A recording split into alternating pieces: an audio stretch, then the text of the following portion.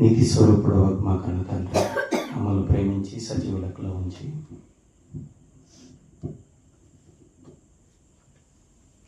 ఈ సాయంకాలము మీ వాక్యంలోని కొన్ని విషయాలు ఆలోచిస్తుండగా మీరైతే ఉండడం అనండి. ముఖ్యంగా కుటుంబాలుగా ఉన్న మేము మా బ్రతుకులను, మా కుటుంబాలను చక్కబెట్టుకోవడానికి అవసరమైన మాటలు కొన్ని ఆలోచిస్తుండగా మీ సన్నిధిని, మీ సహాయాన్ని దయచేయమని చెబుతున్న నాకును జ్ఞానయుక్తమైన మాటలు పలుకుటకును, తేటగా బోధించగలుగుటకును వాక్శక్తిని ప్రసాదించండి. వింటున్న మీ పిల్లలు సైతం అవి ఎలా ఉన్నావో లేవో చూసుకుంటూ తమ జీవితాలలో తమ కుటుంబాలని తమను తాము కట్టుకునే జ్ఞానము, వివేకము ప్రసాదించమని ప్రాధేయపడుతూ ఈ కార్యక్రమము అంతం వరకు మీరేతో ఉండడం కాపాడమని ఈ ప్రార్థన క్రీస్తు వారి శ్రేష్టమైన నామంలో అడిగి వేడుకొంచున్నాను తండ్రి. ఆమేన్. కూడి వచ్చిన ప్రియులైన వారందరికీ పేరు పేరున నా హృదయపూర్వకమైన వందనాలు తెలియజేసుకుంటున్నాను. ఒక మంచి విషయాన్ని మనం బైబిల్ నుంచి ఆలోచిద్దాం. ఎందుకంటే సాధారణంగా నేను చాలా ప్రాంతాల్లో వాక్యం చెప్పడానికి వెళ్తున్నాను. ఇక్కడ ఉన్నప్పుడు ఇక్కడ వాక్యం ఎలా చెప్తున్నాను, అలాగే రాయలసీమ ప్రాంతంలో కూడా చాలా ప్రాంతాల్లో వాక్యం చెప్పడానికి వెళ్తున్నప్పుడు నాకు సుమారుగా చాలామంది పరిచయం అవుతున్నప్పుడు తల్లిదండ్రులైన వారిని ఎక్కువగా అడుగుతున్న లేదా వేదనతో మాట్లాడుతున్న మాటలు ఏంటంటే, మా పిల్లల కోసం ప్రార్థన చేయండి అని అడుగుతున్నారు. అది చూసి చాలా బాధ వేస్తుంటుంది. సమాజంలో ఎదురవుతున్న ప్రతి ప్రశ్నకి మనుషులైన వాళ్ళు రకరకాలుగా మాట్లాడతారు. అందుకే తల్లిదండ్రులైన వారు పిల్లల విషయాలు తెలిసినప్పటికీ బయట చెప్పుకోలేక వారి లోపాలను కడుపులోనే పెట్టుకొని బాధపడుతూ దేవుని వాక్యం చెబుతున్న వారి దగ్గర లేదా ప్రార్థన చేస్తారని తెలిసిన వారి దగ్గర మా పిల్లల కోసం ప్రార్థన చేయండి, ప్రార్థన చేయండి, ప్రార్థన చేయండి అని గోజాడుతూ ఉంటారు. వ్యక్తిగతంగా వాళ్ళు కూడా ప్రార్థన చేస్తూ ఉంటారు. అందుకే ఒక అద్భుతమైన సందర్భాన్ని మనుషులైన మన అందరికీ ఇలాంటి పరిస్థితులు వస్తాయని ఎరిగిన యేసుక్రీస్తు వారు తండ్రి అయిన దేవుడు బైబిల్లో కొన్ని సంగతులు రాశారు. వాటికి సంబంధించి మనం నేర్చుకునే ప్రయత్నం చేద్దాం. నిజంగానే బైబిల్ ఎంత ఉన్నతమైన గ్రంథం అంటే, మనిషి వ్యర్థమైన మాటలు ఎన్నో మాట్లాడతాడు, కానీ దేవుని నోటి నుంచి వచ్చిన ప్రతి మాట, ఆ మాటలో ఉన్న పొల్లు కానీ సున్నా కానీ చాలా విలువైనది, బరువైనది, మనుషులందరినీ రక్షించేది. ఆలోచిద్దాం. నిజంగానే ఇది చాలా అత్యవసరమైన పాఠం క్రైస్తవ కుటుంబాలన్నిటికీ. రక్షణకరమైన మాటలు. ఎందుకంటే ఒక ఉదాహరణ చెప్తాను మీకు. ఒకతను పేరు ప్రభు, కేరళలో పుట్టాడు. ఆయన పెళ్లి చేసుకున్నాడు, కూతుర్ని కన్నాడు. కూతురు పేరు రూతు. బైబిల్లో ఒక గొప్ప భక్తురాలు. బైబిల్లో ఒక గ్రంథం పేరే రాయబడిందంటే ఎంత గొప్పదో ఆలోచించండి. ఆవిడ న్యాయాధిపతుల కాలంలో ఉంది. న్యాయాధిపతుల కాలంలో ఉంటే ఒక సంసోను రాయించినట్లుగా, ఒక దెబోరాను రాయించినట్లుగా ఎంతోమంది భక్తులని న్యాయాధిపతుల గ్రంథంలో రాయించాడు. అలా రాయించకుండా సపరేట్గా మళ్ళీ రూతు గ్రంథం అని పెట్టాడంటే ఆవిడ భక్తి ఎంత గొప్పది. అలాగా రూతు అని పేరు పెట్టాడు తన కూతురికి. సమంత రూతు అని పెట్టాడు. తండ్రి పేరు కలిపి సమంత రూతు ప్రభు అయింది. బిడ్డ పుట్టినప్పుడు రూతు అని పేరు పెట్టాడు. కానీ పెంపకం కానీ, ఆ బిడ్డ గర్భంలో ఉన్నప్పుడు కానీ సరిగా లేకపోవటం వల్ల బైబిల్లోని రూతు భక్తురాలుగా మారి దేవుడి కొన్ని వేల సంవత్సరాల క్రిందట జీవించిన ఆవిడ గురించి కూడా దేవుడు రూతు అని రాయించి ఆవిడ భక్తి జీవితాన్ని రాయించాడు. కానీ ఈనాడున్న ఈ రూతు బూతు పాటలకు ఆలవాలమైపోయి ఎంతోమంది పిల్లలు సైతం ఊ అంటావా అనుకుంటూ రకరకాలమైన బూతు భంగిమలకు ప్రజలను చెరిచే ఒక భయంకరమైన బూతుగా తయారైందా లేదా? కారణం ఏంటి? పేరైతే రూతు అని పెట్టారు కానీ, రూతు ప్రభు అని పెట్టారు కానీ ఆ పేరుకు నామ సార్థక ధేయురాలుగా నిలబడలేకపోయారు ఆ కుటుంబం. ఇలాగే క్రైస్తవ కుటుంబాలు చాలా ఉన్నాయి. ఒక ఆవిడకు ఎస్తేర్ అని పేరు పెట్టారు. ఎస్తేర్ నూర్హానా అని సినిమాలు, బూత్ సినిమాలు తీసుకుంటుంది. ఇలా చాలామంది ఉన్నారు. క్రైస్తవ కుటుంబాలు నిర్వీర్యమైపోతున్నాయి. పరిస్థితులు బాగానే ఉంది. ఒక ఆయన డేనియల్ అని పెట్టారు. ఆయనకు జోసఫ్ అని కొడుకు పుడితే పేరు పెట్టుకున్నాడు. జోసఫ్ అన్నవాడు బైబిల్ చదివినప్పటికీ, క్రిస్టియన్ స్కూల్స్లో పెరిగినప్పటికీ పేరు రావణ్గా పేరు మార్చుకొని దేవుడు లేడు అనుకుంటూ జర్నలిజం చేసుకుంటున్నాడు. ఇప్పుడు ఉన్నాడు సమాజంలో. ఇదంతటి కారణం ఏంటి? మూలాల్లోకి వెళ్ళి ఆలోచిద్దాం. నిజంగానే దీని అంతటికీ బైబిల్ చక్కని సమాధానం చెప్పింది. చూడండి. ఉదయం మనం నేర్చుకున్నాం, ఒక మనిషికి చెప్పగలం కానీ మార్చటం చాలా కష్టం. అలాగే ఉంటారు. అయితే తర్వాతి తరాలను నిలబెట్టే పరిస్థితి క్రైస్తవులైన ప్రతి ఒక్క తల్లిదండ్రుల చేతుల్లోనే ఉంది. అదే ఈరోజు మనం నేర్చుకునే పాఠం. ఇప్పటి వరకు పుట్టిన వారిని మార్చలేము కానీ ఇక ముందు పుట్టబోయే వాళ్ళను మార్చడానికి దేవుడు ఎంత గొప్ప విషయాలు రాశాడో చూద్దాం. లూకాసు వార్త 1వ అధ్యాయం 44వ వచనం చూడండి. ఇంతవరకు తెలియకుంటే పక్కనెడదాం. ఇప్పటి నుంచి అయినా సరే మన కుటుంబాల్లో అది ఆలోచించే ప్రయత్నం, అది పాటించే ప్రయత్నం చేస్తే తర్వాత తరాలలో మన కుటుంబాలు దేవుని కోసం నిలబడుతుంది. మనము ఇంకొకరి దగ్గరికి వెళ్ళేసి మా బిడ్డల కోసం ప్రార్థన చేయండి అని అడగం కానీ మన బిడ్డలే దేవుని కోసం, యేసుక్రీస్తు కోసం, బైబిల్ కోసం గొప్పగా చెప్పి బిడ్డలుగా తయారు చేయొచ్చు. చూడండి, లూకాసు వార్త 1వ అధ్యాయం 44వ వచనం. ఇది ఎవరు చెప్తున్న మాట తెలుసా? ఎలిజబెత్ గారు 2000 సంవత్సరాల క్రితం మరియమ్మ యేసుక్రీస్తును మోసే ఒక గొప్ప తల్లిగా ఆవిడ భూమి మీదకి వచ్చినప్పుడు యేసుక్రీస్తు వారిని మోయటానికి ఆవిడ ఎంపిక చేయబడితే ఆ మరియమ్మ గారు ఎలిజబెత్ను దర్శించినప్పుడు, ఎలిజబెత్ అనే ఒక వృద్ధురాలు అంతటి వరకు గొడ్డరాలుగా లోకం చేత చీత్కరించబడి అవమానపరచబడి పిల్లలే లేరని ఉన్నప్పటికీ అంత కష్టంలో సైతం దేవుని సేవ జరిగిస్తున్న ఒక జకర్యాకు భార్యగా అంత గొప్పగా ఉన్న తల్లి దగ్గరికి ఈవిడ మరియమ్మ గారు వెళ్ళినప్పుడు మాట్లాడుతున్నమాట. 1వ అధ్యాయం లూకాసు వార్త 44వ వచనం. ఇదిగో నీ శుభవచనము నా చెవిని పడగానే. ఎవరి శుభవచనం అంట? మరియమ్మ గారు మాట్లాడిన శుభవచనం. అంటే వెళ్ళగానే బాగున్నారా అండి, వందనాలండి అని మాట్లాడతారు కదా, అలాగా మరియమ్మ గారు శుభవచనం పలకగానే బాగున్నారా అండి, శుభంగా ఉందా, మంచిగా ఉందా అని మాట్లాడగానే శుభవచనము నా చెవిని పడగానే. ఎవరి చెవిని పడగానే? ఎలిజబెత్ గారి చెవిని పడగానే నా గర్భంలోని శిశువు ఆనందముతో గంతులు వేసెను. గర్భంలో ఎవరున్నారు తెలుసా? బాప్తిస్మం ఇచ్చే యోహాను గారు, జకర్యా గారికి కుమారుడుగా పుట్టబోతున్న ఆయన ఉన్నాడు. ఆయన ఏం చేస్తున్నాడంట? శుభవచనం ఎవరు విన్నారు? ఎలిజబెత్ గారు విన్నారు. ఎలిజబెత్ గారు వింటే ఎలిజబెత్ గారు మెదడులోకి వెళ్ళింది, గ్రహించింది, ఈవిడ కూడా వందనాలు చెప్పాలి. అంతకంటే ముందే గర్భంలోని శిశువుకి వెళ్ళిపోయిందంట ఆ మాట. గర్భంలో ఉన్న శిశువు గారు అనగా బాప్తిస్మం ఇచ్చి యోహాను గారు ఏం చేస్తున్నారంట? ఆనందంతో, ఆ మాటని చూడండి, ఆనందంతో గంతులు వేసాను. అంటే గర్భంలోని శిశువు బయట వస్తున్న మాటలను వింటున్నాడన్న విషయం. శాస్త్రం అనేది బొడ్డు కోయక మునిపే, శాస్త్రం అనేది పుట్టక మునిపే అసలు గర్భంలోని శిశువులు వింటారు. విన్న తర్వాత వాళ్ళకి ఆనందం కలుగుతుంది, బాధ కలుగుతుంది. ఆనందంతో దేవుని మాటలు విన్నప్పుడు లేదా దేవుని సంబంధమైన వ్యక్తులు వచ్చి వందనాలు చెబితేనే స్పందించి గంతులు వేస్తారన్న విషయం 2000 సంవత్సరాల క్రితమే మరియ గారి మాటలు వినగానే గర్భంలోని శిశువు ఆనందంతో గంతులు వేశాడన్న మాట 2000 సంవత్సరాల క్రితమే లూకా గారు రాసిన మాట క్రైస్తవ తల్లిదండ్రులకు అర్థమైందా? ఆలోచించండి.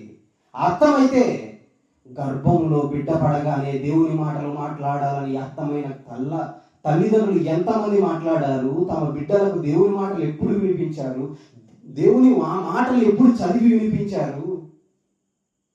అలా చదివి వినిపిస్తే సమంత బూత్ ప్రభుగా నిలబడుతుందా? రూత్ ప్రభు అని పేరు పెట్టుకున్నారు. ఆలోచించండి. ఇది చాలా లోతైన విషయం. క్రైస్తవ సమాజానికి, బోధకులకు, విశ్వాసులకు, సంఘాలకు తెలియని విషయం. ఈరోజు దేవుడు మీతో చెబుతున్నాడు. ఇదేదో మా గొప్పతనం కాదండి. దేవుడు యేసుక్రీస్తు వారు రావటానికి ముందు కుటుంబాలను నిలబెట్టడానికి బాధపడుతున్న ప్రతి కన్న తండ్రి, కన్న తల్లి గుండె కోతను తగ్గించడానికి పిల్లలుగా కనక ముందే తల్లులు కావాల్సిన వాళ్ళు, క్రైస్తవ యవనస్తులు పెళ్లి చేసుకున్న వాళ్ళకు తెలియాల్సిన విషయం ఏంటో తెలుసా? ఇదే. అసలు బిడ్డ పుట్టగానే ఏం అర్థం కాకుండా బూతు సినిమాలు, బూతు పాటలు, రకరకాల రీల్స్ ఇవన్నీ చూస్తూ సినిమా పాటలు వినబడుతూ కుటుంబాల్లో సమాధానం లేక గొడవలతో ఇలా ఉంటే బిడ్డ ఏమవుతాడో ఆలోచించండి. అందుకే అంత భయంకరమైన పరిస్థితుల్లో ఉంటే బిడ్డ దెబ్బతింటాడు. కాబట్టి ఇక్కడ ఏం చెప్తున్నాడు, ఏమంటున్నాడు చూడండి. అసలు ఎలా గంతులు వేశాడో చూస్తుంటే, ఇదిగో నీ శుభవచనము నా చెవిని పడగానే నేను స్పందించక మునిపే నా గర్భంలోని శిశువు ఆనందంతో గంతులు వేసెను అని చెబుతున్నాడు. ఇది అర్థమైందా? ఆలోచించండి. ఇదే ఒక ఎత్తు అయితే, పాత నిబంధనలో ఒక భయంకరమైన కాలం, భయంకరమైన బానిసత్వంలో దేవుని ప్రజలందరూ మగ్గుతున్న కాలంలో ఒక తల్లి, తండ్రి తీసుకున్న నిర్ణయాలు ఏంటో, భయంకరమైన పరిస్థితులు ఏంటో చూస్తారా? క్రైస్తవ విశ్వాసులుగా లేదా క్రైస్తవుల్లో విశ్వాసులైన తల్లిదండ్రులుగా ఉంటున్న వాళ్లకు దేవుడు కొత్త నిబంధనలో రాసిన ఒక మాటను చూయిద్దాము. ఒక కుటుంబాన్ని ఆలోచిద్దాం. ఈరోజు హెబ్రీలకు రాసిన పత్రిక 11వ అధ్యాయం 23 నుంచి చదువుదాం. చూడండి, హెబ్రీలకు రాసిన పత్రిక 11వ అధ్యాయం 23. నిజంగానే ఎంత గొప్ప పుస్తకం తెలుసా బైబిల్. చూడండి, చేతులు కాలిన తర్వాత ఆకులు పట్టుకున్నట్లుగా, పిల్లలు పెద్ద అయిన తర్వాత రకరకాల వాటికి ఫోన్లకు, రకరకాలైన బూతు మాటలకు, బూతు పనులకు, తాగుడులకు, వీటన్నిటికీ బానిసలు అయిన తర్వాత నా బిడ్డ నా మాట వినట్లేదు అనటం కాదు. ఇక్కడ చూడండి, ఎప్పుడు తెలుసా? బానిసత్వంలో ఉన్నప్పుడే. హెబ్రీయులకు రాసిన పత్రిక 11వ అధ్యాయం 23వ వచనం చూడండి. మోషే పుట్టినప్పుడు అతని తల్లిదండ్రులు చూడండి, అతని తల్లిదండ్రులు ఆ శిశువు సుందరుడైట చూచి విశ్వాసమును బట్టి రాజాజ్ఞకు భయపడక 3 మాసములు అతని దాచిపెట్టిరి. ఆ సందర్భము, ఆ కాలం ఎంత భయంకరమైనది తెలుసా? మోషే తల్లిదండ్రులు విశ్వాసమును బట్టి, అంటే ఆ తల్లిదండ్రులు విశ్వాసులుగా ఉన్నారు. ఏ కాలంలో? అసలు ఆ కాలంలో ఈ బైబిలే లేదండి. ఆదికాండం కానీ, నిర్గమకాండం కానీ, సంఖ్యాకాండం, లేవీయకాండం, ద్వితీయోపదేశకాండం ఇవన్నీ ఎవరు రాశారో తెలుసా? మోషే గారు రాశారు. పుట్టి ఆయన రాయాలి. ఈ వీళ్ళు గర్భం దాల్చే టయానికి ఈ బైబిల్లో అసలు ఒక్క పుస్తకము కూడా లేని కాలంలో విశ్వాసం కలిగిన తల్లిదండ్రులు ఏం చేస్తున్నారు తెలుసా? వాళ్ళకు విశ్వాసం ఎలా వచ్చింది? ఒకనాడు అబ్రహాం గారు పునాదులు గల ఆ పట్టణం కోసం ఎదురు చూశారు. ఆ అబ్రహాం గారికి దేవుడు వాగ్దానం ఇచ్చాడు, ఒక జనాంగం నీ కడుపు నుంచి వస్తుంది, ఆ జనాంగం కంటావని చెప్పిన తర్వాత బిడ్డలు ఇవ్వకుండా 100 ఏళ్ల వరకు ప్రయాణాలు చేస్తూనే వెళ్ళిపోయాడు. అంతటి గొప్ప అబ్రహాము గారి గర్భం నుంచి వచ్చిన వాళ్ళల్లో ఒక ఇస్సాకు ఉన్నాడు, యాకోబు ఉన్నాడు. యాకోబుకు 12 మంది కొడుకులు ఉన్నారు. ఆ 12 మంది కొడుకుల్లో లేవి అనే ఒక ఆయన ఉన్నాడు.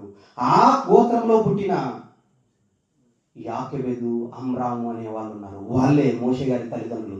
వీళ్ళు విశ్వాసులుగా ఉండి ఏం చేస్తారో తెలుసా? ఆ కాలానికి వచ్చే వాళ్ళ పరిస్థితి ఏంటో తెలుసా?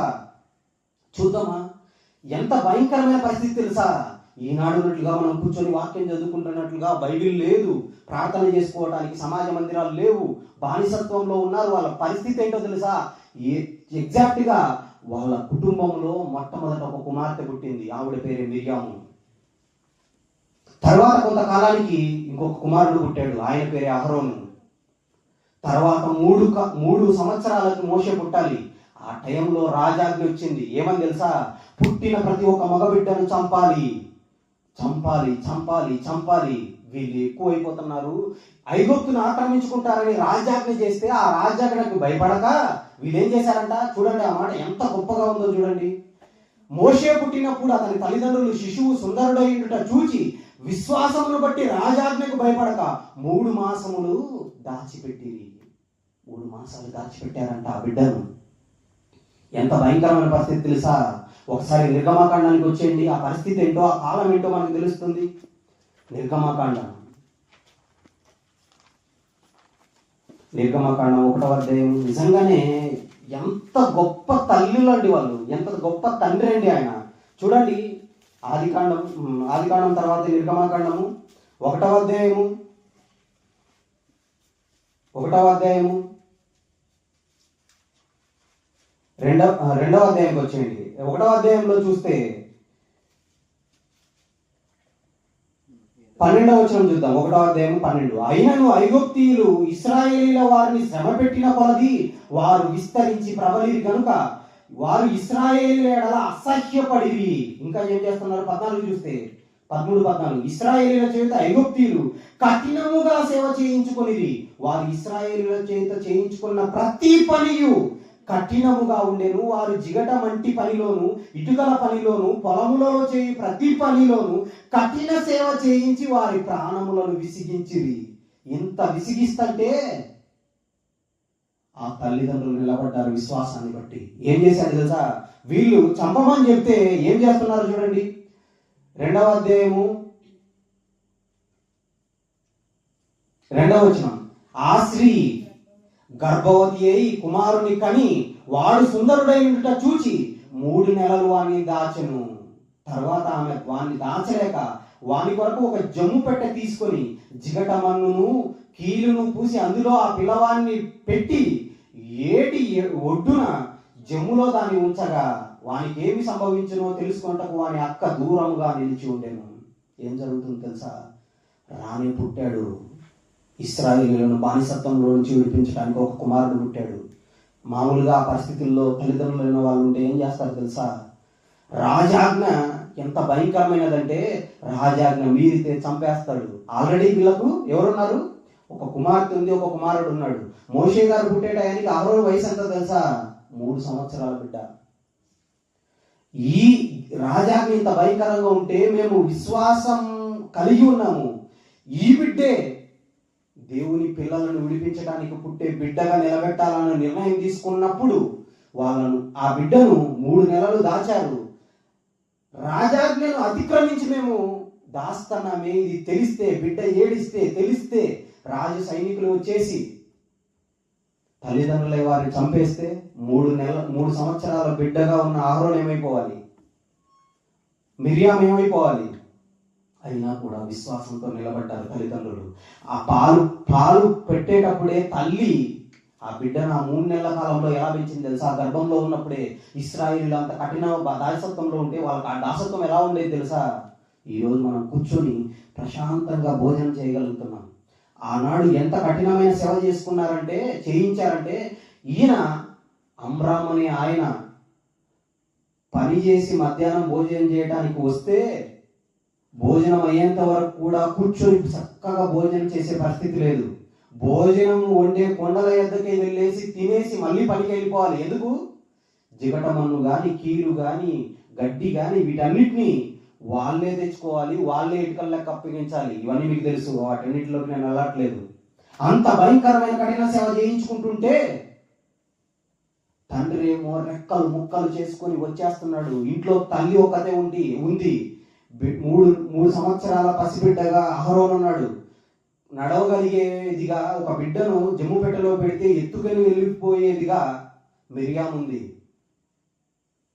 వాళ్ళిద్దరిని చూసుకోవడమే కష్టమవుతుంటే రాజాజ్ఞను అతిక్రమించి ఈ బిడ్డను పెంచితే మమ్మల్ని చంపేస్తే ఈ బిడ్డల పరిస్థితి ఏంటి అని ఆలోచించకుండా బిడ్డను చక్కగా 3 నెలలు దాచిపెట్టారు. వీళ్ళు ఎంత కష్టపడి ఉంటారో ఒకసారి ఆలోచించండి. పగులంతా కష్టపడి వచ్చేసి బిడ్డ రాత్రి ఏడ్చినా వినపడుతుంది. రాత్రి ఏడవకూడదు, పగులు ఏడవకూడదు. ఎంత కష్టపడి ఉండాలండి మీరు ఆలోచించండి. అలాంటి టైంలో బిడ్డను ఎలా పెంచింది తెలుసా? 3 నెలలు ఆవిడ దగ్గర ఉంటే ఆవిడ దాచలేక ఇంకా తర్వాత పారవేయబడితే పాలు పట్టేటప్పుడే ఆవిడ ఎలా పెంచిందంటే, స్తన్యమిచ్చు తల్లి బిడ్డలను గారవించు రీతిగా మేము గారవించామని పౌలు అంటాడు ఒక మాట దెస్సలోనికలో. అలా గారవించి చక్కగా పెంచింది. గర్భంలో ఉన్నప్పుడే పెంచింది. ఏమని తెలుసా? ఇశ్రాయేలీయులను బానిసత్వం నుంచి విడిపించడానికి పుట్టిన కుమారుడు నీవే, చక్కగా పెరగాలి, చక్కగా పెంచాలి. ఇలా పెంచి పెంచి పెంచి చివరికి దాచలేక ఆ బిడ్డను ఏం చేశారో చూస్తారా? అపోస్తుల కార్యములు 7వ అధ్యాయం 22వ వచనం చూడండి. అపోస్తుల కార్యములు 7వ అధ్యాయం 22వ వచనం. నిజంగానే బైబిల్ ఎంత గొప్పగా రాయబడిందో చూడండి. అపోస్తుల కార్యములు 7వ అధ్యాయం 22వ వచనం. అపోస్తుల కార్యములు 7వ అధ్యాయం 22వ వచనం. 20 నుంచి చదువుతాం చూడండి. ఆ కాలమందు, ఏ కాలమందు? శిశువులు బ్రతకకుండా 19 నుంచి వారిని బయట పారేయాలని మన పితరులను బాధ పెట్టాను. ఎవరు? ఫరో. ఆ కాలమందు మోషే పుట్టెను. అతడు దివ్య సుందరుడై తన తండ్రి ఇంట 3 నెలలు పెంచబడేను. ఎలా పెంచబడ్డాడంట? 3 నెలలు పెంచబడ్డాడంట. అలా పెంచబడిన తర్వాత ఏం జరిగింది చూడండి.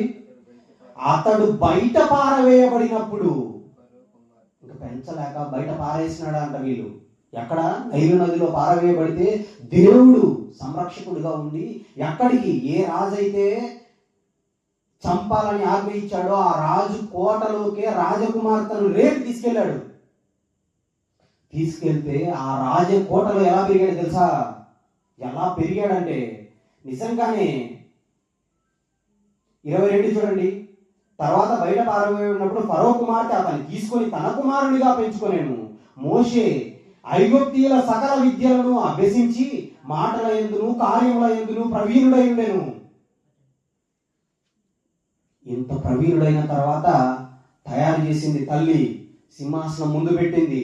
నువ్వు అమ్మ అని పిలిస్తే ఈ ఐగుప్తు సింహాసనం నీదే అని అంటే ఆయనకి ఏం పుట్టిందంట? కింద చదివితే అతనికి 40 ఏళ్ళు నిండా వచ్చినప్పుడు ఇశ్రాయేలీయులను తన సహోదరులను చూడవాలన్న బుద్ధి పుట్టాను. ఎలా పుట్టింది? రావటం అయితే కోటలోకి వచ్చాడు, కానీ అతని అక్క ఏం చేసింది తెలుసా? పాలు ఇవ్వటానికి ఒక దాదిని తీసుకొని వస్తానని తన తల్లినే తీసుకొని వచ్చింది. ఆ తల్లి పెంచేటప్పుడు నువ్వు ఇశ్రాయేలీయుడివి, నీ సహోదరులను రక్షించటానికి నువ్వు పుట్టావని నేర్పుతూ రావటం వలన 40 సంవత్సరాల కాలంలో, ఆ మధ్య కాలంలో సకల విద్యలు అభ్యసించినాడు. అభ్యసించినప్పటికీ 40 ఏళ్ళు వచ్చే టయానికి నా సహోదరులని ఇశ్రాయేల్ను చూడాలని బుద్ధి పుట్టింది. ఎప్పుడు తెలుసా? దీనికి కనెక్షన్ ఎక్కడుంది తెలుసా? హెబ్రీ పత్రిక 11వ అధ్యాయంలో చదివాం కదా. 24వ వచనం చూడండి. హెబ్రీలకు రాసిన పత్రిక 11వ అధ్యాయం 24వ వచనం. మోషే పెద్దవాడైనప్పుడు, అనగా 40 సంవత్సరాలు వచ్చినప్పుడు చూడండి, ఆమె నిలబెట్టి అడుగుతుంది ఏమని? విశ్వాసమును బట్టి.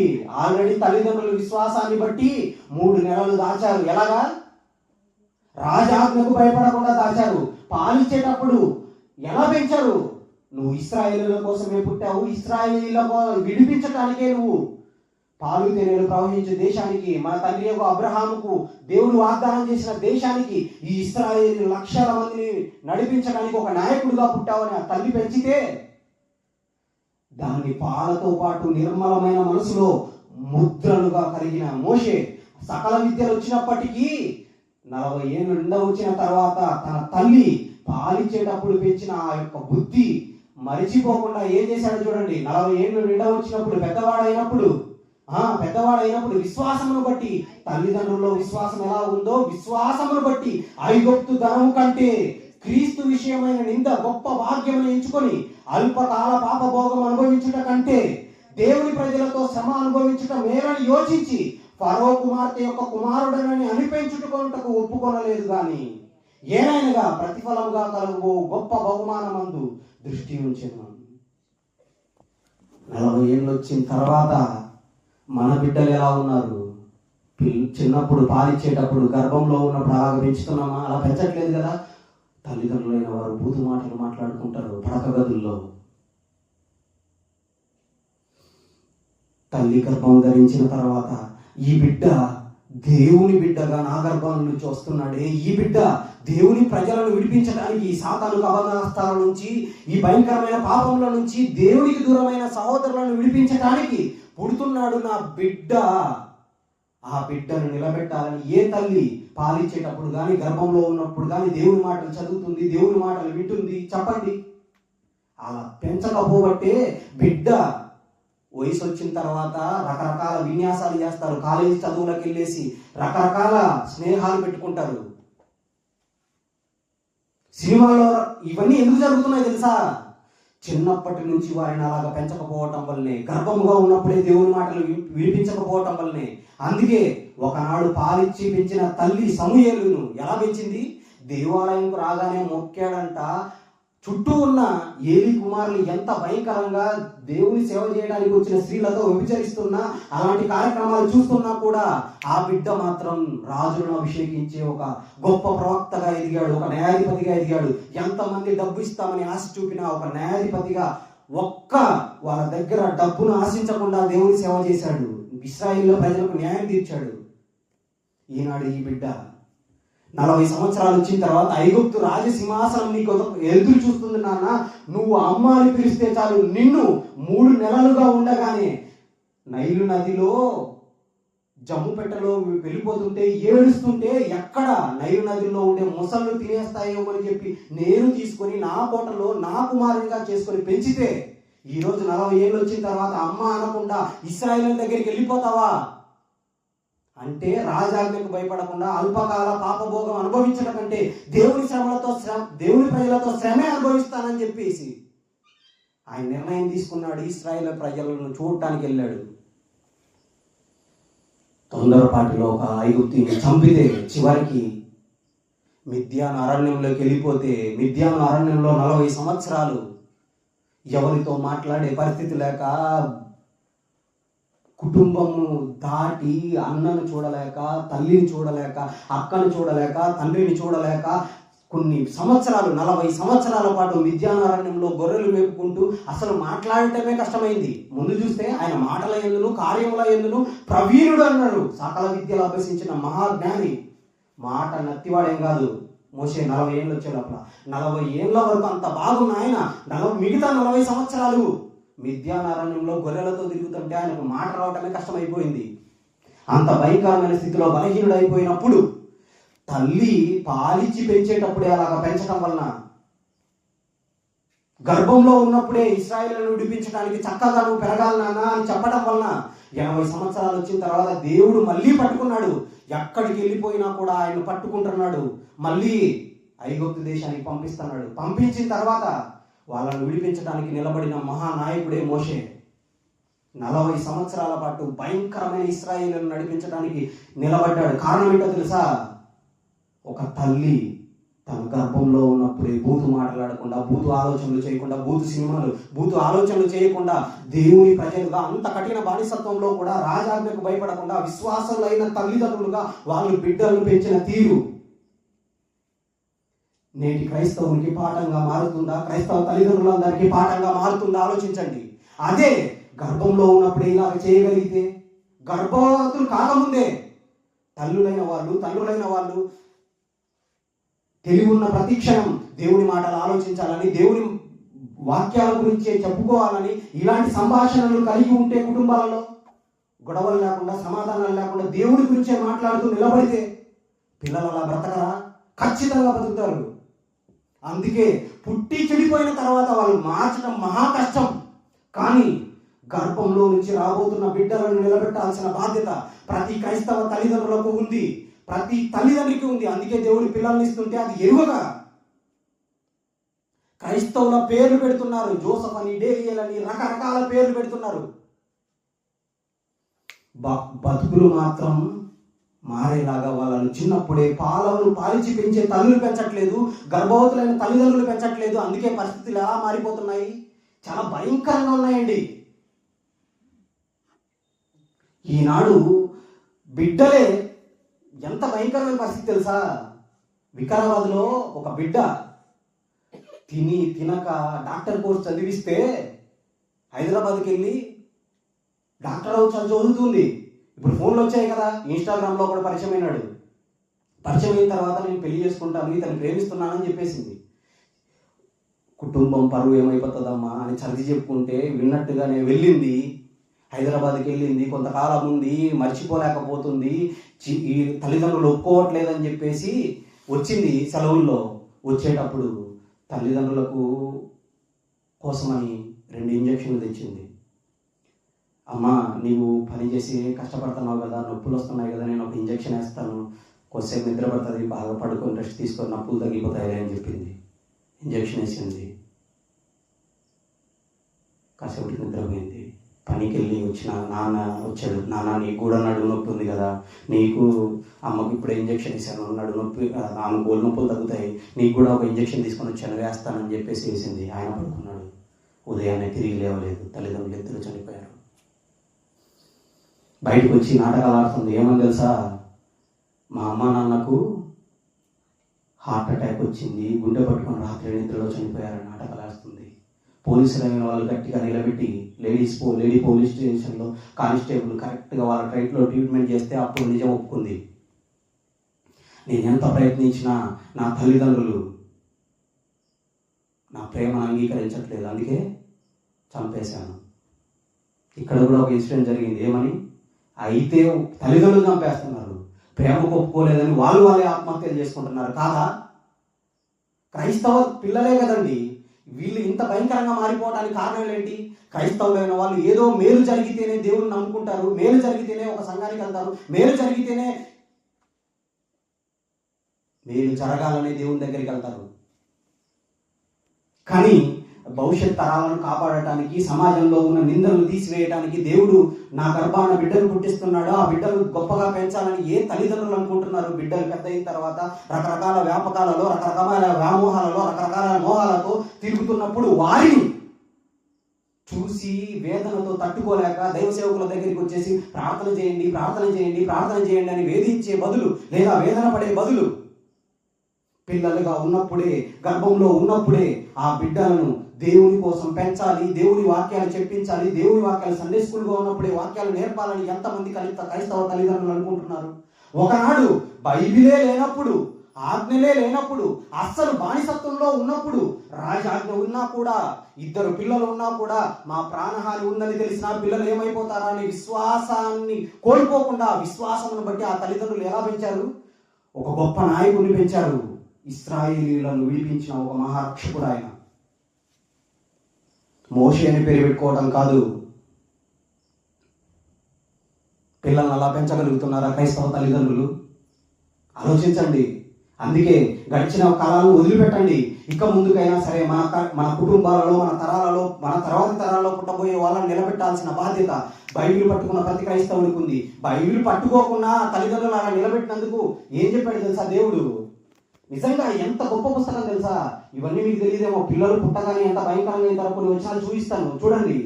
కీర్తనల గ్రంథం 58వ అధ్యాయము 3వ వచనం చూడండి. కీర్తనల గ్రంథం 58:3. బైబిల్ ఎంత గొప్ప పుస్తకం అండి. ఇది తెలియక 58:3వ వచనం,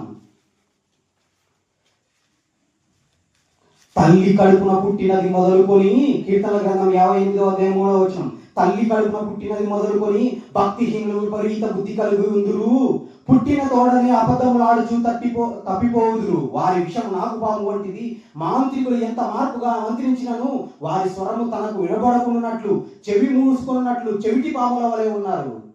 ఎంత వాక్యం చెప్పినా పిల్లలు ఎలా అయిపోతున్నారు? అసలు దేవుని సన్నిధికి వచ్చి కూర్చొని నేర్చుకునే పరిస్థితిలో ఉన్నారా ఈనాటి క్రైస్తవ యవనస్తులు? బైబిల్ చదివే పరిస్థితిలో ఉన్నారా క్రైస్తవ యవనస్తులు? దీని అంతటి కారణాలు ఏంటి? ప్రతి క్రైస్తవ తల్లిదండ్రులు నిలబెట్టే గడియ రాబోతుంది. నిజంగా చెప్తున్నాను. ఒకనాడు ఎప్పుడో దేవుడు రాయించాడే కొన్ని వేల సంవత్సరాల కిందట. అసలు తల్లి విపరీత బుద్ధి కలిగి ఉంటారు. తల్లి కడుపున పుట్టినది మొదలుకొని అబద్ధములు ఆడుచు తప్పిపోతారన్నాడు. ఇంకా ఏమన్నాడు తెలుసా? సామెతల గ్రంథం 20వ అధ్యాయం 11వ వచనం చూడండి. సామెతల గ్రంథం 20వ అధ్యాయం 11వ వచనం. ఎంత గొప్ప పుస్తకం అండి. దేవుడు తన వేదనంతా ఈ గ్రంథంలో రాయిస్తే ఆశీర్వాదాల కోసం చదువుకోవడం ఒకరు. మా కష్టాలు బాధలు కలుగుతున్నాయి కాబట్టి కొద్దిసేపు ఏదో నామకే వాస్తుగా లేదా మొక్కుబడిగా బైబిల్ చదువుకొని అలా పక్కన పెట్టేసి నేను భక్తి పరులను అనుకునే వాళ్ళు కొందరు. చూడండి 20వ అధ్యాయం 11వ వచనం.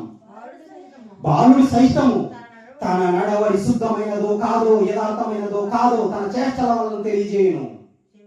చాలు, ఏమంటున్నాడు? బాలుడు సైతం తన నడవడి శుద్ధమైనదో కాదో తన చేష్టల వల్లనే తెలియజేస్తాడన్నాడు.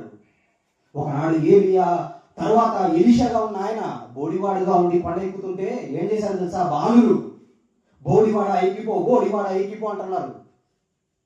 ఆయన తిరిగి శపించే లోపల 2 ఎలుగుబంట్లు, 6 ఎలుగుబంట్లు వచ్చేసి 42 మంది ఆ బాలులను చీల్చి చంపేశాయి. చేష్టలు ఎలా ఉన్నాయి? క్రైస్తవ కుటుంబాల్లో పిల్లల చేష్టలు ఎలా ఉన్నాయి? శుద్ధంగానే ఉన్నాయా? బాలు నడవలసిన త్రోవలు వారికి నేర్పుతున్నారా? శిక్షాదండం వారిలో పుట్టే మూఢత్వాన్ని కానీ చెడుతనాన్ని కానీ తొలివేసే విధంగా మీరు శిక్షిస్తున్నారా? పెరిగి పెద్ద అయిన తర్వాత మనం వంచాలంటే వంగరు, నిన్నే ఉంచుతారు మట్టిలోకి. వాళ్ళే ఊగిపోతారు. నా బిడ్డ బాగా డాక్టర్ అయిపోవాలి, బాగా ఇంజనీర్ అయిపోవాలి, బాగా డబ్బు సంపాదించాలనుకుంటున్నారేమో. సాతాను యొక్క భయంకరమైన కబంధాస్తాలు ఎలా ఉన్నాయి తెలుసా? కోరలు చాస్తుంది. భయంకరమైన విషపు అంతర్జాలంలో అనగా నెట్లో మన పిల్లలు చట్రాలైపోయి, కీలు బొమ్మలైపోయి, ఆ ఒలల్లో ఆ యొక్క గాలాలకు చిక్కిపోయి బయటికి రాలేక ఎంత వేదన పడుతున్నారో మీకు తెలుసా? ఇంట్లో పిల్లల్ని ఎలా పెంచాలో చిన్నప్పటి నుంచి అలా పెంచకపోతే పరిస్థితి ఏంటో తెలుసా? ఖచ్చితంగా తల్లిదండ్రులైన వారిని నిలబెట్టే గడియ రాబోతుంది. క్రైస్తవ తల్లిదండ్రులకు అర్థం కావట్లేదు. క్రైస్తవ సంఘాల్లో వీటి గురించి ఆలోచించే నాదుడే లేదు, చెప్పే నాదుడే లేదు, వినే నాదుడే లేదు. చెప్తే ఎలా ఉన్నారంట? చెవిటి పాముల వలె ఉన్నారంట. ఏదో చెప్తున్నారులే. దేవుని ఆవేదన 1000 సంవత్సరాల క్రితం నుంచి రాయిస్తే ఎవరికి అర్థమవుతుందండి? బైబిల్ చదవాలి, బైబిల్లో ఉన్న విషయాలు తల్లిదండ్రులుగా నాకేం చెప్తున్నాడు? నేను తల్లి కాకముందే, నా బిడ్డ తల్లి కాకముందే ఈ బిడ్డను అలా తయారు చేయాలి అని ఏ తండ్రి అనుకుంటున్నారు చెప్పండి? సహించలేరు, లోబడలేరు, దేవుని వాక్యాన్ని చదవలేరు. అదే సినిమా అయితే 3 గంటలు చూస్తారు. ఒక సీరియల్ అయితే 1000 ఎపిసోడ్లు వచ్చినా కూడా కరెక్ట్ 8 గంటల లోపల 8 గంటలకు కూర్చుండిపోతారు. భయంకరమైన అపహాస్యం జరుగుతుంటే జబర్దస్త్ అని, యక్ష జబర్దస్త్ అని చెప్పేసి వీటన్నిటికీ ఇంట్లో అప్పగించేసి కుటుంబం అంతా ఒక సినిమా జరుగుతుంటే ఎంత పిటర్ ఆఫ్ సైలెన్స్ వింటారు? ఎంత పిటర్ ఆఫ్ సైలెన్స్ లో కథ ఏమైపోతుంది అని వినిపోతారు. వినడానికి అంత ఆసక్తి చూపిస్తున్నారే. దేవుని వాక్యం వినటానికి, దేవుని వాక్యం చదవటానికి, దేవుని వాక్యం గ్రహించడానికి ఆసక్తి ఎక్కడికి వెళ్ళిపోతుంది? మీ గర్భాన పుట్టే పిల్లలు ఏమవుతారో ఆలోచించాలని దేవుడు 1000 సంవత్సరాల క్రితం రాయిస్తే క్రైస్తవ తల్లిదండ్రులకు అర్థమవుతుందా ఈ విషయాలు? ఇది చెబితే మతబోధ అంటున్నారు. అర్థం కావట్లే. తండ్రి బిడ్డలను కాదని ఇంకొక బిడ్డలు పుట్టినప్పటికీ అక్రమ సంబంధాలు పెట్టుకొని భార్యలను చంపుతున్నారు, కుక్కర్లో ఉడకవేస్తున్నారు. తల్లి 3 పన్నంటే బిడ్డలు పుట్టినా కూడా బిడ్డలు కూడా పెరుగన్నంలో విషం కల్పించి భర్తను కూడా చంపాలని ప్లాన్లు వేస్తున్నారు. ప్రేమించిన ప్రేయసులు ఏం చేస్తున్నారు తెలుసా? అతను వేరే కాస్ట్ కాబట్టి ఒప్పుకోడని చెప్పేసి ఇంకొకటి తల్లి చూపించిన తండ్రి చూపించిన పెళ్లి చేసుకొని ఆ వ్యక్తితో హనీమూన్కి తీసుకెళ్లి ప్రియుని రప్పించి వాణ్ణి చంపేస్తున్నారు. కుటుంబం ఎలా గడుస్తుందని చెప్పేసి భర్త విదేశాలకు వెళ్ళి పొట్ట చేత పట్టుకొని అత్యంత కష్టంతో సంపాదించి ఇంటికి పంపుతుంటే మదమెక్కి ఇంకొకరితో అక్రమ సంబంధాలు పెట్టుకొని సడన్ గా వచ్చే లోపల అక్రమ సంబంధం బయటపడింది చెప్పేసి అతని భర్తను చంపేసి సిమెంట్ డ్రమ్ములో సమాధి చేస్తున్నారు. తల్లు లేరా? ఇంత భయంకరమైన కాలంలో, ఇంత భయంకరమైన సమాజంలో క్రైస్తవ కుటుంబాలలో ఉన్న పిల్లలను పెంచాల్సిన బాధ్యత, ఎలా పెంచాల్సిన బాధ్యత తండ్రి ఇలా రాయిచ్చినప్పుడు ఏ క్రైస్తవ తల్లిదండ్రులకు పడుతుంది? ఏ క్రైస్తవ తల్లిదండ్రులు ఇది అర్థం చేసుకుంటున్నారు? అర్థం చేసుకున్న వాళ్ళు పాటించి తమ పిల్లలను దేవుని ఎదుట అపురూపమైన దేవుని సాధనాలుగా ఎవరు నిలబెడుతున్నారు? బైబిలే లేదు, అసలు ఒక్క పుస్తకము లేకుండా ఆమె అలా పెంచింది కాబట్టే. ఆవిడ గురించి ఏం రాయించాడు తెలుసా? ఇందాక మీరు మత్తయి సువార్తలో రాయించాడు, అబ్రహాము ఇస్సాకును కనెను, ఇస్సాకు యాకోబును కనెను, పురుషులు కంటున్నట్టుగా రాయించారు. నిజంగానే పాత నిబంధనలో ఆవిడ గురించి దేవుడు రాయించిన విధానం చూడాలి. మీరు పట్టుకుంటే పరలోకానికి చాలా దగ్గరగా ఉన్నారు. చూడండి, సంఖ్యాకాండము 26వ అధ్యాయం 59వ వచనం చూడండి. సంఖ్యాకాండము 26వ అధ్యాయము 59. మీ అందరికీ భోజనాలు ఉన్నాయి, ఆవేశపడకండి, ఆలోచించండి. ఇది మన బ్రతుకులను, మన కుటుంబాలను బాగు చేసే మాటలు. 26వ అధ్యాయం 59వ వచనం. కహాతు అమ్రామును కనెను, అమ్రాము భార్య పేరు యాకెబెదు. వచ్చింది హీరోయిన్. ఎవరు? అమ్రాము భార్య పేరు యాకెబెదు. ఆమె లేవీ కుమార్తె. ఐగుప్తులో ఆమె లేవీకు పుట్టెను. ఆమె అమ్రాము వలన అహరోనును మోషేను ఈ సహోదరియకు మిర్యామును కనెను. యాకెబెదు. ఆమె గురించి ఏం రాస్తున్నాడు? తండ్రి భార్య యందు కుమారుని కనెను అని రాసిన దేవుడు ఈమె దగ్గరికి వచ్చే లోపల ఎలా రాస్తున్నాడు? అబ్రహాము ఇస్సాకును కనెను కాదు. ఈమె గురించి ఏం రాస్తున్నాడు చూడండి. ఆమె అబ్రహాము భార్య పేరు యాకెబెదు, ఆమె లేవీ కుమార్తె. అంటే నీ కుమార్తెను, నీ భార్య అలా తయారైతే ఎలా చెప్పుకుంటాడు? నీ కుమార్తెను అలా పెంచితే ఫలానా కుమార్తె అని చెప్పుకుంటాడు. దేవుడు అలా చెప్పుకోవాలి. ఎక్కడ తెలుసా? ముష్టి ఈ సమాజంలో కాదు, కోటాను కోట్ల దేవదూతల ముందు నీ గురించి, నీ కుమార్తె గురించి, నీ భార్య గురించి అలా చెప్పుకోవాలని ఆశపడుతున్నావా? ఏం చెప్పుకుంటున్నాడు అని యాకెబెదు ఆమె గురించి చెబుతూ ఏమంటున్నాడు చూడండి. ఆమె అమ్రాము వలన అహరోనును, మామూలుగా ఇది ఎలా రాయబడాలి? అమ్రాము వలన అహరోనును మోషేను వీరి సహోదరియకు మిర్యామును కనెను అని యాకెబెదు గురించి చెప్తున్నాడు. అదే మత్తయి సువార్తలో రాయబడిన ప్రకారంగా ఆమె కంటే గొప్ప భక్తుడుగా ఆయన ఉండికుంటే, లేదా ఆ బిడ్డలను పెంచడంలో ఆయన సామర్థ్యమే ఉండి ఉంటే ఎలా రాయించేవాడు తెలుసా? అమ్రాము యాకెబెదునందు మోషేను అహరోనును వారి సహోదరియకు మిర్యామును కనెను అని రాయాలి. మీకు అర్థమైందో లేదో మళ్ళీ చెప్తాను. అమ్రాము యాకెబెదునందు మోషేను అహరోనును మిర్యామును కనెను అని రాయాలి. కానీ ఇక్కడ ఎలా రాస్తున్నాడు? ఆమె అమ్రాము వలన మోషేను అహరోనును వీరి సహోదరియకు మిర్యామును కనెను. ఆమెను ముందు పెట్టాడు చూడండి. అసలు ఎందుకు?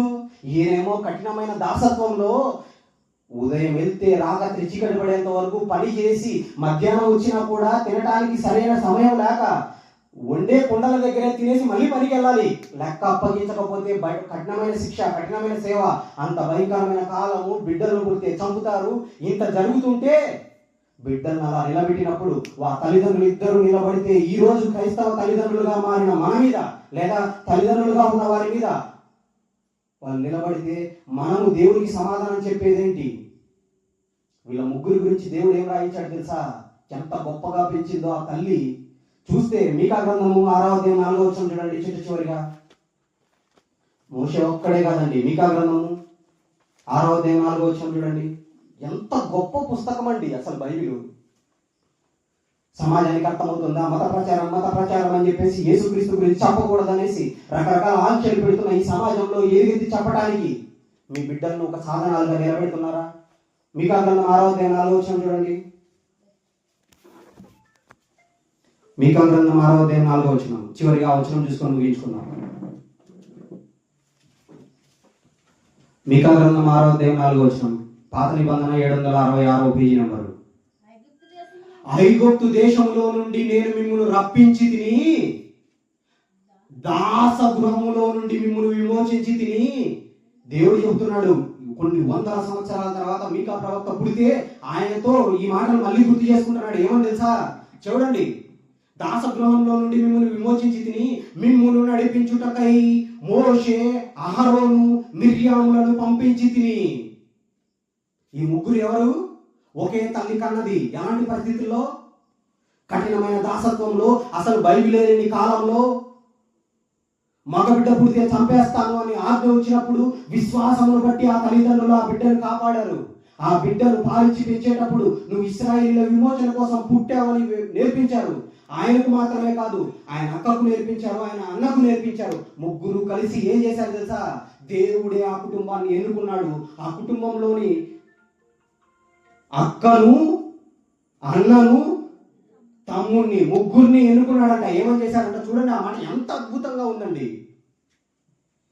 దాసగృహంలో నుండి మిమ్మల్ని విమోచించి తిని, మిమ్మల్ని నడిపించుటకై మోషే అహరోను మిర్యాములను పంపించి తిని. నా జనులారా, యెహోవా నీతి కార్యములను మీరు గ్రహించున్నట్లు ఎప్పుడండి ఇవన్నీ అర్థమవుతాయి? ఎప్పుడు అర్థమవుతాయి క్రైస్తవ కుటుంబాలకు? మన కుటుంబాలు దెబ్బతినకుండా ఉండటానికి గర్భం నుంచే మీ బిడ్డల కోసం ఎలాంటి ప్రణాళికలు చేస్తున్నారు? అసలు పిల్లలకు పెళ్లి చేయకముందే నీ కుమార్తెకి ఎటువంటి బోధ చేస్తున్నావు? బిడ్డకు వాక్యము నేర్పాలి నువ్వు. ఎప్పుడు బిడ్డ పెళ్లి చేసుకొని బిడ్డను కనేసి వాళ్ళ ఇష్టానికి సినిమాలు శిఖారంలో పడిపోయి సంతోషాలు సమాధానాలు వాళ్ళ మాటల్లో బూతులు మాటల్లో ఇవన్నీ చేస్తున్నప్పుడు మీరు ఎంతవరకు ఉంటారు చెప్పండి? భార్యాభర్తలు పడక గదిలో ఉన్నప్పుడు ఏం మాట్లాడుతున్నారో మీరు వినగలరా? అవన్నీ వినగలిగిన వాడు ఆయన. ఇవన్నీ చూసి బాధతో ఆయన క్షోభించి తన పిల్లల్ని నా పిల్లలకి ఇచ్చేస్తే వాళ్ళు ఇంత భయంకరంగా మారిపోతున్నారని చెప్పేసి 1000 సంవత్సరాల నుంచి రాయిస్తే, అంత గొప్పగా ఆయన పెంచితే ఆయన ఇశ్రాయేలును విమోచించడమే కాదు 5 కాండాలను రాశాడు మహానుభావుడు. రాయబట్టే ఆది కాండం నుంచి ద్వితీయోపదేశ కాండం వరకు రాశాడు. 40 సంవత్సరాల కాలంలో వాళ్ళు ఎంత బాధ పెడుతున్నా, ఎంత శ్రమ పెడుతున్నా, తాగడానికి నీళ్లు లేకున్నా, తినడానికి ఆహారం లేకున్నా కూడా, ఎంత హింసిస్తున్నా కూడా అంత గొప్పగా దేవుని కోసం అరణ్యంలో ప్రయాణం చేశాడు. దేవుని ప్రజలు నడిపించడానికి నడిపిస్తూ రాశాడు మహానుభావుడు. బైబిల్ ఆయన రాయబట్టే ఆది కాండం నుంచి ద్వితీయోపదేశ కాండం వరకు మనం చదువుకుంటున్నాం. తర్వాత ఎంతో మంది ప్రవక్తలు రాశారు. రాసిన గ్రంథం మన చేతిలో ఉన్నా, మన భాషలో ఉన్నా, వాటిని చదవాలి, చెప్పాలి అనే జ్ఞానం తెలియక, వాటి గురించి మాట్లాడక, భక్తుల గురించి విషయాలు తల్లిదండ్రులైన వారు పిల్లలకు చెప్పక పిల్లలు ఏమైపోతున్నారు? యవనస్తులు అయిపోయిన తర్వాత వచ్చేసి దైవ సేవకుల దగ్గరికి వచ్చేసి మా పిల్లల కోసం ప్రార్థన చేయండి, మా పిల్లల కోసం ప్రార్థన చేయండి, మా పిల్లల కోసం ప్రార్థన చేయండి అని వారు తప్పించుకున్న తర్వాత, దేవుని మార్గాన్ని విడిచిపెట్టిన తర్వాత, విపరీత బుద్ధి వచ్చిన తర్వాత, చెడిపోయిన తర్వాత గోజాడే బదులు బిడ్డలుగా ఉన్నప్పుడే అపురూపమైన బిడ్డల్ని, అపురూపమైన బహుమానాలను దేవుని బలమైన చేతిలో ఆయుధాలుగా, బాణాలుగా తయారు చేసి శత్రువులను, ముఖ్యంగా అపవాది సామ్రాజ్యాన్ని కూలదోయడానికి మీ బిడ్డలను నిలబెట్టాల్సిన బాధ్యత క్రైస్తవ కుటుంబాల్లో ఉన్న ప్రతి బిడ్డకు ఉంది. ప్రతి ఆడబిడ్డకు ఉంది, ప్రతి ఒక్క మగ బిడ్డకు ఉంది. తర్వాత కాలంలో పెళ్లి చేసుకున్న వారికి ఉంది. పెళ్లి అయిన తర్వాత బిడ్డలను పెంచాల్సిన బాధ్యత ప్రతి ఒక్కరి మీద ఉంది. ఇది తెలియక ఆదివారం ఒక్కరోజు మాత్రమే బైబిల్ పట్టుకొని ముసుగేసుకొని దేవుని సన్నిధికి వెళ్ళేసి ఇంకా మాకు అవసరతలు ఉన్నాయని చెప్పేసి పిల్లలు పుట్టేంత వరకు పిల్లలు కావాలి అని అడగటం. పిల్లలు పుట్టిన తర్వాత వాళ్ళ ఆరోగ్యాల కోసం అడగటం, వాళ్ళ చదువుల కోసం అడగటం, వాళ్ళను గొప్పగా అమెరికాలో సెటిల్ అవ్వాలి, పలానా చోట సెటిల్ అవ్వాలి, ఇలాగ అడగటం. ఎంతసేపు ఈ ముష్టి లోకంలో 60 ఏళ్ళు, 30 ఏళ్ళు, 40 ఏళ్ళు, 50 ఏళ్ళు బ్రతికి ఈ లోకంలో మా పిల్లలు గొప్పగా ఉండాలని అడుగుతున్నారే కానీ దేవునికి దూరమైన, అనగా నీకు దూరమైన పిల్లల్ని నీ దగ్గరకు నడిపించే ఒక గొప్ప నాయకుడిగా, ఒక నాయకురాలుగా నా పిల్లలు ఉండాలి అని ఎవరు అనుకుంటున్నారు చెప్పండి? అలా పెంచుతున్నారా? ఆలోచించండి. పెంచాలి. లేకపోతే తల్లిదండ్రులు ఎవరిని కూడా పరలోక దరిదాపుల్లో కూడా రానియడు. మీకు అర్థం అవ్వాలి. అందుకే ఆయన ఎప్పుడు తెలుసా, ఆవిడ గురించి ఎంత గొప్పగా ఈరోజు చెప్పుకుంటున్నామంటే, ఈరోజు పరదేశంలో ఉన్న ఆవిడ తన కష్టాన్ని ఒక భక్తుడు, ఒక దేవుని సేవకుడు, ఏమాత్రము ఎన్నికలేని నాతో దేవుడు చెప్పిస్తున్నందుకు ఎంత ఆనందపడుతుంటుందో ఆలోచించండి. చనిపోయిన తర్వాత మా బిడ్డల గురించి గొప్పగా మీ పిల్లాడు బాగా చదువుతాడని స్కూల్లో ఏ గ్రేడ్ వచ్చిందని చెప్తేనే చంకలు గుద్దేసుకుంటున్న ఈ కాలంలో 1000 సంవత్సరాలు దాటిన తర్వాత మోషే, అహరోను, మిర్యాముల గురించి దేవుడు ఎన్నుకున్నాడు. ఆ కుటుంబాన్ని ఎన్నుకోవడానికి ఆ తల్లి అంత కష్టకాలంలో అంత గొప్పగా పెంచింది కాబట్టి అని ఈ రోజు చెబుతున్నప్పుడు పరదేశంలో ఉన్న ఆ తల్లిదండ్రులు ఎంత ఆనందపడుతుంటారో ఆలోచించండి. అది ఆనందం అంటే. అలా పెంచాల్సిన బాధ్యత క్రైస్తవ తల్లిదండ్రుల ప్రతి ఒక్కరి మీద ఉంది. ఆలోచించండి, మంచి నిర్ణయాలు తీసుకోండి. మీ పిల్లలను ఇంతవరకు తెలియలేదా? వదిలిపెట్టండి. ఇక ముందు నుంచైనా మీ మాట మారాలి, మీ తీరు మారాలి, మీ చూపు మారాలి, మీ చేష్టలు మారాలి. అప్పుడే మీ పిల్లల చేష్టలు మారుతాయి, మీ పిల్లల చూపు మారుతుంది, మీ పిల్లల ప్రవర్తన మారుతుంది. లేదంటే నువ్వు ఏం చేస్తున్నావో నీ కుమార్తె అదే చేస్తుంది, నువ్వు ఏం చేస్తున్నావో నీ కుమారుడు అదే చేస్తాడు. తర్వాతి కాలంలో వారు దేవునికి హేయులుగా మారిపోయి సాతాను యొక్క సామ్రాజ్యంలో దేవుని పిల్లలను చెడగొట్టేవారుగా మారిపోతారు. ఒక ఇస్కరియోతు యూదా అలాగే ఉన్నాడు కాబట్టి ఇస్కరియోతు యూదా యేసుక్రీస్తు వారి దగ్గరికి వచ్చినా కూడా, యేసుక్రీస్తు వారి బోధ విన్నా కూడా వాడు చిన్నప్పటి నుంచి అలా పెరగట్లేదు కాబట్టి వాడు ఎంత భయంకరుడైన తెలుసా? సాక్షాత్తు రక్షకుడిని అప్పగించే ఒక భయంకరమైన దుర్మార్గుడుగా, ద్రోహిగా మారిపోయాడు. అది బైబిల్ చెప్పిన సత్యం కాదా? సాక్షాత్తు యేసుక్రీస్తు దగ్గర 3.5 సంవత్సరాలు ఉన్న వ్యక్తే పెద్ద అయిన తర్వాత మారే దశలో ఉంటున్నప్పుడు బిడ్డలను చిన్నప్పటి నుంచి పెరిగితే అసలు వాక్యమే లేనప్పుడు మోషే అంత గొప్పగా నిలబడ్డాడే. ఎన్నిసార్లు పడిపోయినా కూడా 40 సంవత్సరాలు దేవుని ప్రజలను కాదనుకొని సారణ్యంలో ఉన్నా కూడా తన భక్తి జీవితాన్ని, తన విశ్వాసాన్ని కాపాడుకున్నాడే. అలా పెంచాల్సిన బాధ్యత ప్రతి ఒక్కరికి ఉంది. దయచేసి ఆలోచించండి. ఈ విషయాలు బయట సమాజంలో ప్రకటించడానికి రేపొద్దున నీ కొడుకు, నీ కూతురు, నీ కుటుంబం నిలబడటానికి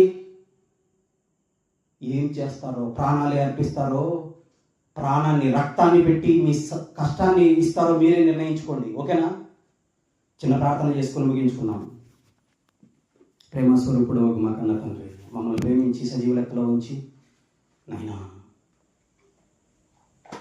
వాక్యం అనేది ఈ భూమి మీద లేనప్పుడు బానిసత్వంలో భయంకరమైన కఠిన సేవ జరుగుతున్న కాలంలో సైతం ఒక తల్లి, ఆమె భర్త 3 బిడ్డల్ని మీకోసమే పెంచారు, నిలబెట్టారు. అందులో ఒకడు మహా గొప్పవాడై లక్షల మంది ఇశ్రాయేలును నడిపించాడు. మీరు రాసి ఇచ్చిన ఈ గ్రంథంలో 5 పుస్తకాలు రాయగలిగే మొట్టమొదటి వ్యక్తిగా సెలెక్ట్ అయ్యాడు. తర్వాతి తరంలో మా బిడ్డలు సైతం అలాగ నిలబెట్టగలుగుటకు మాకు మీ జ్ఞానాన్ని దయచేయండి, మీ బిడ్డలను దయచేయండి. అలాంటి జ్ఞానం తల్లులైన వారికి, తండ్రులైన వారికి దయచేయమని, గర్భిణీలుగా ఉంటున్న వారి బిడ్డలను అలాగ పెంచగలిగే జ్ఞానం వారి యొక్క మనసులో పుట్టించమని వేడుకుంటూ ఈ కార్యక్రమాన్ని జరిపిస్తున్న వారిని జ్ఞాపకం చేసుకోండి. కూడి వచ్చిన ఎన్నో భయంకరమైన శ్రమలు, కష్టాలు, ఇబ్బందులు, సమస్యలు ఎన్ని ఉన్నా వాక్యం జరుగుతుందని చెప్పగానే ఆసక్తితో మీ వాక్యపు ఆకర్షణలో ఉన్న ప్రతి ఒక్క బిడ్డను ఇక్కడికి నడిపించారు, వాక్యం వినిపించారు. విని విడిచిపెట్టే వారిగా ఉండకుండా విన్న వాక్యము ప్రకారం వారు ఫలించగలిగే తల్లిదండ్రులుగా ఉండగలిగే భాగ్యం వారికి ప్రసాదించండి. అలాగే నిర్ణయాలు తీసుకొని నిలబడుతుండగా సమాజానికి భయపడి వెనకడుగు వేయకుండా, ఒకనాడు రాజాజ్ఞకు భయపడకుండా విశ్వాసమును బట్టి నిలబడిన అమ్రాము, యాకెబెదుల వలె ఇప్పుడు విన్న తల్లిదండ్రులు సైతం ఉండగలిగే భాగ్యాన్ని ప్రసాదించమని ప్రాధేయపడుతూ, అలాగే బ్రతుకుచుండగా వారి జీవితాల్లో ఎదురయ్యే శ్రమలు కానీ, కష్టాలు కానీ, ఇబ్బందులు కానీ, అవమానాలు కానీ, నిందలు కానీ ఏవి జరిగినా తండ్రి వాటన్నిటిని బట్టి కృంగిపోకుండా నిలబడుతూ మరణం తర్వాత రాబోయే మహాదానందం కోసం తమను తాము అర్పించుకునే జ్ఞానము, వివేకము ప్రసాదించమని ప్రాధేయపడుతూ, చచ్చిన తర్వాత నిత్యము ఆనందం పొందే ఆ మహాలోకాన్ని స్వతంత్రించుకునే భాగ్యము మీ ఆకర్షణలోకి ఈరోజు వాక్యం వినడానికి వచ్చిన ప్రతి ఒక్కరికి దయచేయమని ప్రాధేయపడుతూ, ఏమాత్రము ఎన్నిక లేని నాకు, పాపులలో భయంకరమైన ప్రధాన పాపనైన నా నోట ఇంత గొప్ప వాక్కులు ఉంచినందుకు మీ కృతజ్ఞతలు చెల్లిస్తూ, నాయన అనేక ప్రాంతాలలో విశ్వవేదికల మీద, అనేక వేదికల మీద ఇలాంటి గొప్ప వాక్యాలు చెప్పటానికి నన్ను నిలబెట్టమని, నా కుటుంబాన్ని కాపాడమని ప్రాధేయపడుతూ ఈ ప్రార్థన క్రీస్తు వారి శ్రేష్టమైన నామంలో అడిగి వేడుకొంచున్నాను తండ్రి. ఆమేన్.